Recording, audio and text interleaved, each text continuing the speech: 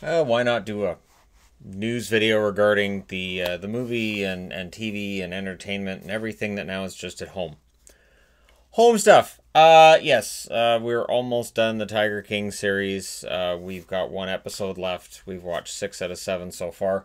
If you are not watching Tiger King and if you've been seeing a lot of newspapers, what's this whole thing? Yeah, I cannot explain. I can't do it justice other than to say I've always had a theory that people who collect the big cats, there might be a mentality involved with collecting the big cats. Turns out I'm right. The only one of the big cats that I've ever thought, that'd be kind of cool to own one would be, I think it's a leopard is the one that you can get to be pretty tame and they purr like a regular cat and you can get them to be pretty stable. But most of the big cats, I understand, they can kill me. So it doesn't matter how little they are when I get them. They're cute little kitties. They can kill me. So I don't I don't do that.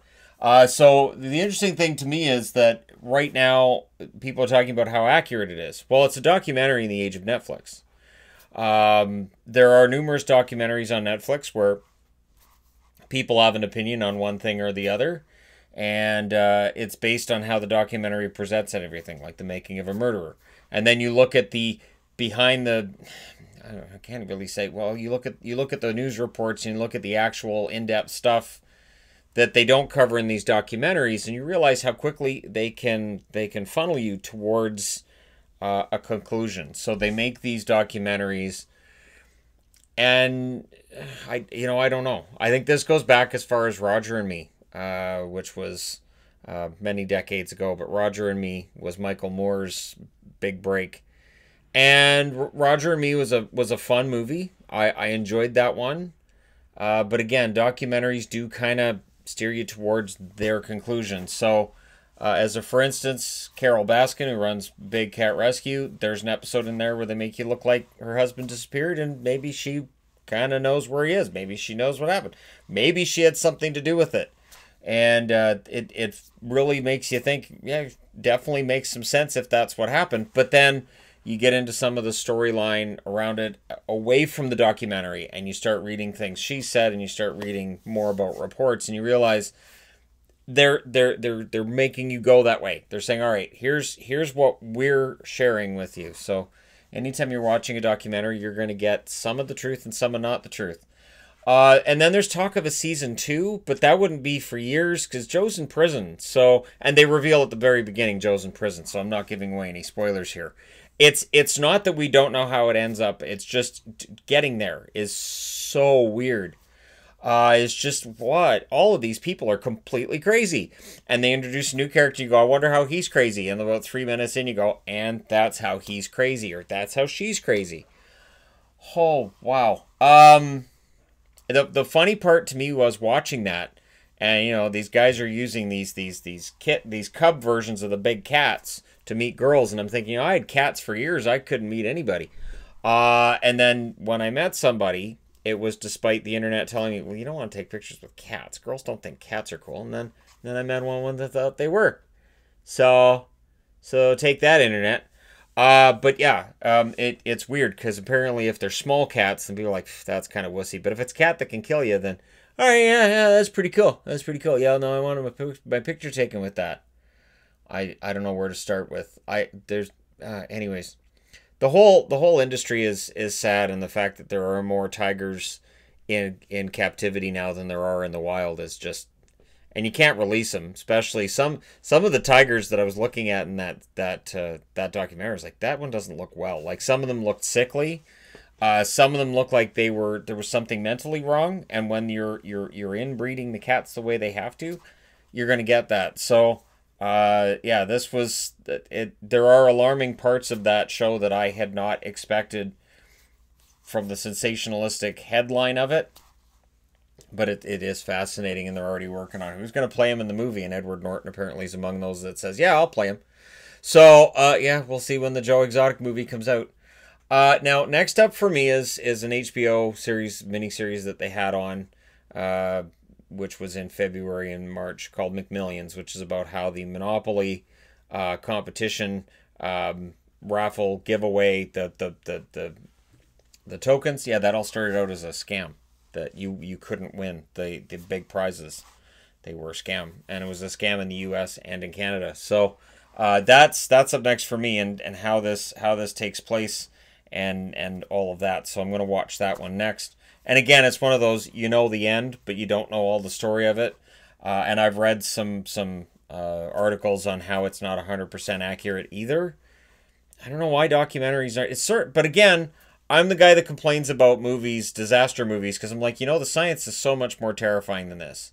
The reality is so much more terrifying than whatever disaster movie you're watching, but maybe it doesn't give the same special effects.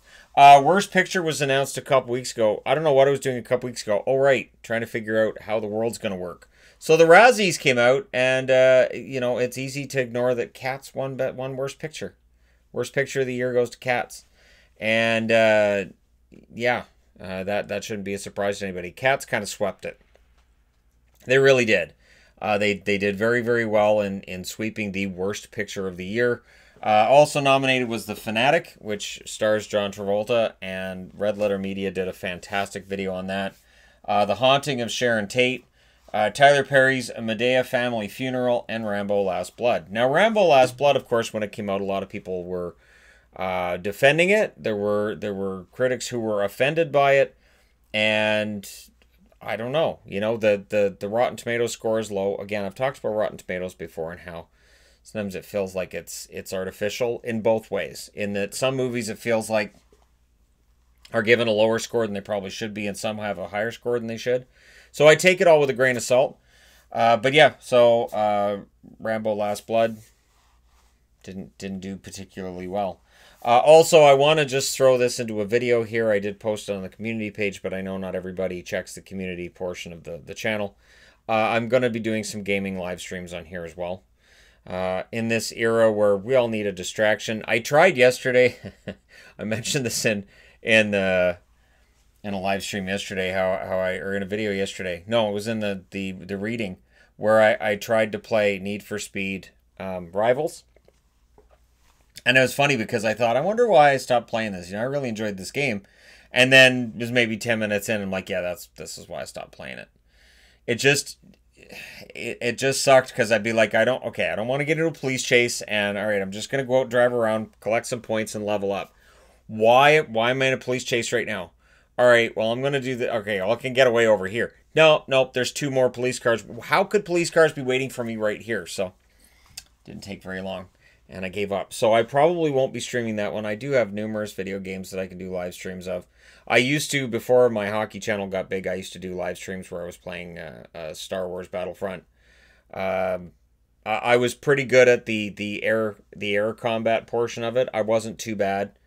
I could shoot down a few before I got shot down myself. And just in general. Now I mentioned Death Truck. I know there's been requests for Death Truck. Death Truck just means Grand Theft Auto, and I just drive around the city and just mess around and have fun with it. And it does feel like we could definitely use some of that right now. So that's on its way. I've also got Sims 4 installed on my PlayStation. We've also got Sims 4 on the Xbox, which is in our room. Yvonne plays that a lot, so if I could sneak in Yvonne playing that, because it's really funny when she plays it. Her character adopted a cat. She actually adopted 3 cats, and one of them is a raccoon wearing a dragon costume. So she was like, this cat looks weird. And I was like, that ain't a cat. That's a raccoon. She's like, I thought it was. Yeah. So it's funny because she keeps having to tell it to stay out of the garbage and tell it off for garbage problems because it keeps just digging in the garbage. And I was like, it's a raccoon. Good luck on telling a raccoon, by the way, stop being a raccoon. So that was really funny and creative. And Sims has a big sale on right now. This is a time to look for big sales. We'll see if GameStop does some really major sales as well because they've closed stores. And in the midst of all of this upheaval we're seeing in the world globally, GameStop has managed to make themselves look like one of the worst companies that there is. From leaving their stores open when everybody else was closing, to they had their staff using plastic bags on their hands. Is like, I don't know. I didn't get into that whole thing. I was like, seriously? And now word that they're just going to permanently close a bunch of stores to de-densify. I don't know that de-densify is a term, and I don't know how appropriate it is to be using it right now. But yeah, GameStop is managing to do whatever they can to make sure that some competition somewhere has a real shot at knocking them down. Because yeah, not making a great name for themselves right now. I've mentioned this on the Hockey Channel. I'll mention it here. There are definitely companies that have made themselves look better, and they've elevated their standing with the public, and there are those that haven't. They've done actually a pretty poor job of it. And GameStop is there. But I will be doing gaming live streams, and one other thing that I'm looking at is because the kids are home, and there's definitely cabin fever setting in with the kids, at getting them a dedicated gaming system of their own. And I'm trying to think of something that obviously, younger kids don't want anything to do with the really nasty, gory games. So I miss the Wii, and so I've been looking online at Wii's, but they're like $150. So I don't know. We'll see. I don't know that I want to be spending $200 on a game system. It's going to take weeks to get here, and it just I feel like if I'm going to spend a couple of $100, I should get something newer, and yet a lot of Nintendo related stuff is just sold out, and it makes sense because right now manufacturing, good luck. So. We're in this this odd era of time. Time doesn't seem to have. I mean, days just kind of blend together. So today's what, Sunday? Yeah, sure. So yeah, every day kind of starts feeling the same, and we'll see how long this goes on for. But stay safe. Wash your hands. Do your best to keep your sanity, and I will be here providing content. Let me know your thoughts in the comment section below. I should mention this. It's on the board. I can't not mention it. I apologize for skipping over it. I wanted to get to the Razzies. Black Widow has been delayed, of course, in its release. This may back up all of Phase 4. So they've had this really nice, Marvel's had this really nice calendar. The calendar works great, and now the calendar is kind of going to be crumpled and thrown aside. Phase 4 is interesting because, Iron Man is not in this, and yet I keep hearing Robert Downey Jr. all over the place. It's almost as if Marvel goes, well, he's still our biggest character and our biggest sell, so we'll find a way to shoehorn him into as much as we can. That's how it feels to me anyways. And there's talk about Ironheart maybe being added to the list of movies, and basically, it could be the daughter of Iron Man, could be somebody else. Somebody else picking up the mantle, but there is definitely a void there. The one thing I will say that is if they go to his daughter, and if they continue to go with female superheroes, it doesn't bother me at all. But don't force it.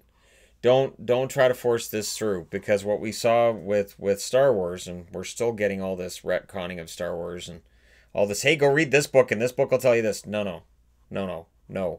It's ridiculous. Just make sure everything feels organic. So, female superheroes can be just as good as male superheroes, but make it feel organic. Don't make it feel like it's just forced in there. So we just go into these Marvel movies and go, so now all the heroes are women, but I don't know. And then it just, I like, again, it doesn't bother me on any level. It's just, it has to feel like it's organic, like it's actually the way it's supposed to go. Like it wasn't sort of stapled in there at the last minute. So again, let me know your thoughts. Do hit like and subscribe if you're browsing your way through. You just happened upon this video. Thank you guys so much for all your support during this really tough time for everybody. But we'll get through it. Thanks again. I will talk to you again soon.